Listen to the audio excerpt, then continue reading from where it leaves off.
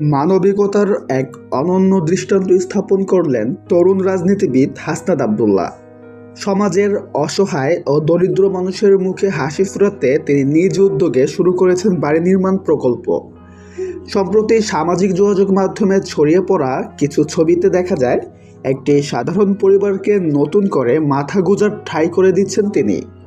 দীর্ঘদিন ধরে ভাঙাচোরা ঘরে বসবাস করা পরিবারটির জন্য নতুন একটি ঘর নির্মাণের কাজ ইতোমধ্যে শুরু হয়েছে। স্থানীয়রা জানিয়েছেন, এই উদ্যোগ শুধু একটি পরিবার নয়, বরং আশেপাশের আরও অসহায় মানুষের জন্য আশার আলো হয়ে দাঁড়িয়েছে। একজন স্থানীয় বাসিন্দা বলেন, এমন কাজ আগে কেউ করে নাই। গরিব মানুষের জন্য উনি যা করছেন এটা সত্যি প্রশংসার যোগ্য। এদিকে হাসনাত আবদুল্লাহর এই উদ্যোগে খুশি সাধারণ মানুষ।